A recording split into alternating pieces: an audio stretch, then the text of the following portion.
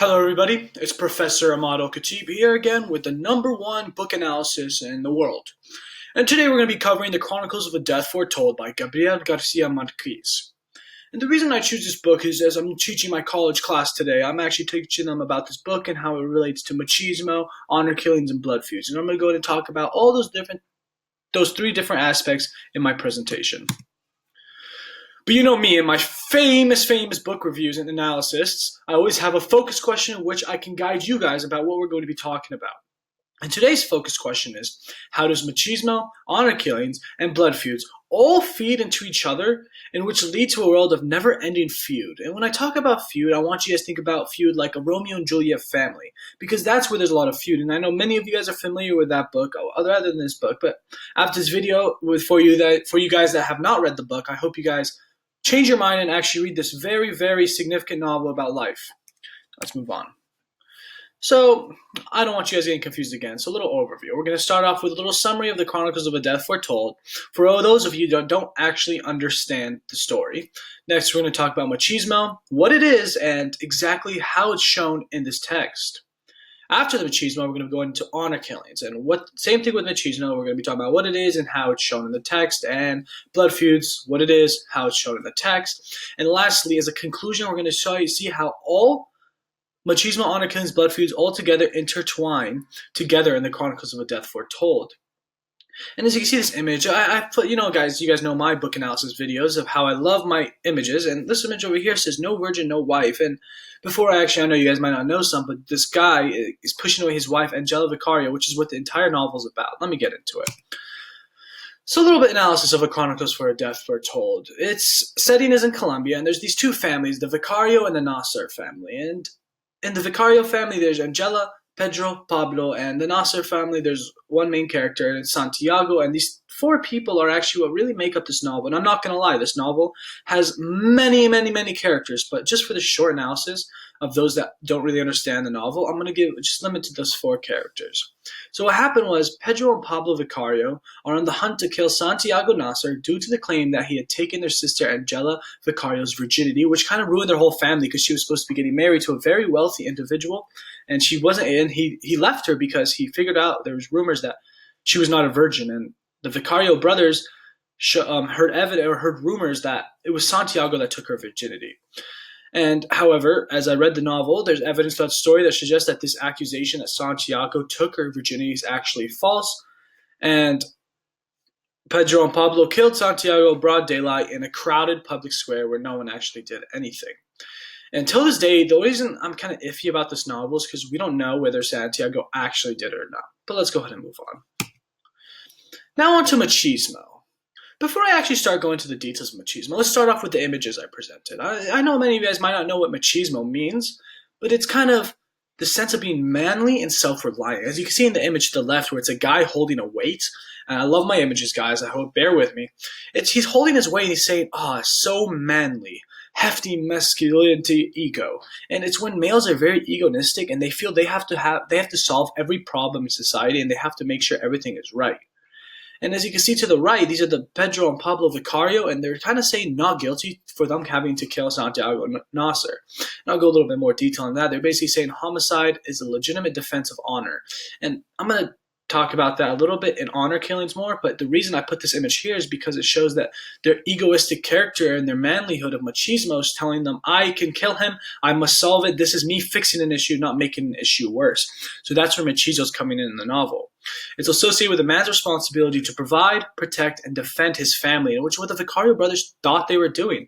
They showed machismo in the sense of avenging their sister for losing her virginity, but they didn't blame their sister, they blamed Santiago Nasser. And this will really show a lot as the sense that if it was an honor killing, they would blame his sister, but they changed the definition of honor killing to blaming Santiago Nasser and killing him in honor of his sister. And the Vicario brothers actually saw no other option to restore their honor. And there's a quote I actually saw in the novel, it was by Pablo Vicario, where he said, "There is no other way." This was really weird. He's saying there's no other way to find a solution to rather than kill him. Killed Santiago Nasser for taking their sister's virginity. They couldn't talk it out. They couldn't ensure that Santiago was the one to kill him because they were not sure. It was just rumors, but they still told themselves because their machismo in their mind, us manly minds, In our egoistic minds that go through our heads, we're saying there is no other way that we must kill Santiago Nasser. I thought that would give that little literary analysis, as I like to present all of my book analysis. So let's go ahead and move on. Next is honor killings. It's the killing of a relative, especially a girl or a woman who's perceived to have brought dishonor on the family. This occurs a lot in the Middle East and in South America. And this is actually taking place in South America and Colombia. And you can see this image to the left. It's a family of 4. There's a little son, a wife, a husband, and a daughter. And you see the husband is actually shooting the daughter. And I'm sorry if this image is violent to any of my viewers. However, I feel like it portrays the idea of what an honor killing is in a very subjectful manner, in a right way. And as you can see, it looks like his honor disobeyed the family and gave dishonor to the family, so the father's killing the daughter. So that's kind of what exactly honor killings mean. And in the Chronicle of Death Foretold, technically, the honor killing would be Angela Vicario being killed by her own family and by her brothers. It's because she has brought dishonor to her family by not waiting until marriage to lose her virginity. However, it was kind of weird because they didn't kill Angela Vicario. The honor killing they thought in their head was, I need to honor my sister rather than my sister dishonoring us, in which she did dishonor them. I need to honor my sister by killing Santiago Nasser for taking her virginity, and that's what they did. And a little quote here, he said, Pedro Vicario says, we killed him openly, but we're innocent, perhaps before God and before men. It was a matter of honor. So they're saying they're justified of killing an innocent man. Well, innocent till proven guilty. I don't know how it is in Colombia, but the United States, innocent till proven guilty. He was not proven guilty, and they killed him. And they're saying the honor that they took their sister's virginity is enough for him to kill him. And I found that kind of odd because was that really a definition of honor killing? And that's why I wanted to input this slide here, is because it kind of goes against machismo, and I'm going to talk about that a little more when I intertwine machismo, honor killings, and blood feuds. Now that we're on the topic of blood feuds, let's go ahead and move on. By the way, guys, don't hesitate to like and subscribe to my video. I'm going to be telling you guys in the end, but let's go ahead and move on. Blood feuds. It's a conflict between families involving a cycle of killings. And this image, it's not going to be the best image, of course. You know, every single slide has to have one bad image to keep the imperfectionist idea in there. And you can see just 2 families shooting each other, and that's kind of exactly what a blood feud is. It's a conflict between families involving a cycle of killings.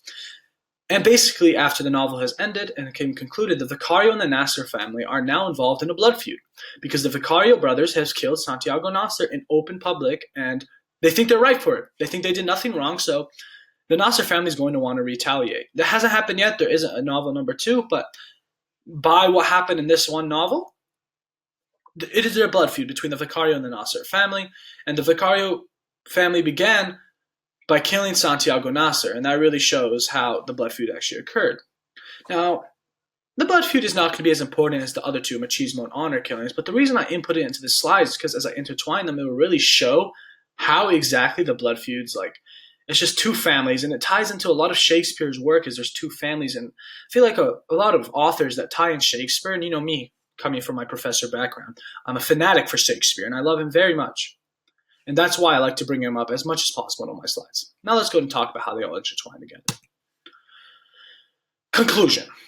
The intertwining between blood feuds, honor killings, and machismo.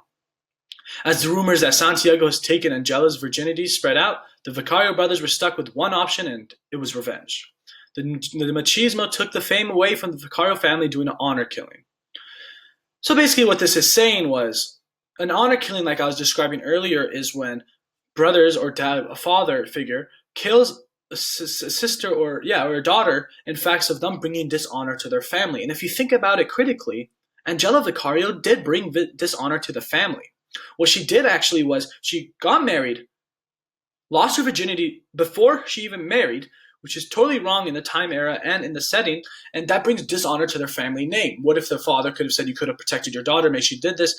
But Pedro and Pablo Vicario, instead of taking it out on her sister, they took it out on Santiago Nasser. And that's where the machismo comes in, because their egoistic mind of a male, they want to say, it's not my sister, I'm going to fix her mistake, I am the male in the family, I'm going to do what's right. And it's just exactly why they killed the Nasser family, which ultimately related into this huge blood feud. And it is to be determined on whether or not the Vicario family kills a member of the Nasser family, which they did. So therefore there is a blood feud. It's between the 2 families, and that kind of shows how machismo and honor killings in this specific novel kind of contradict, because they call it an honor killing. The entire novel, they give quotes about honor and how they do it for honor, but is the machismo kind of tying in exactly what the honor is doing, of who they're trying to give the honor to. And it's more of a, they're giving honor to their sister rather than their sister giving dishonor to them, what she actually did. So that's the whole idea about the Chronicles of Death Foretold. It's just between these two families, the two brothers, Angela and Santiago. Just to keep it in short, because I know you guys, as being in my class, you've all read the novel. If you didn't, I understand. Some of you guys might lit charts or spark notes, but I totally understand. That's how life works. Those of you guys read it, I'm guaranteeing 100% essay. Good job. And thank you for listening to my book analysis between the Chronicles of a Death Foretold. And I hope you guys really, really enjoy this video. Give it a thumbs up in the bio and then give a nice little comment in the description. I really appreciate you guys, and I'll see you on class on Monday. Thank you.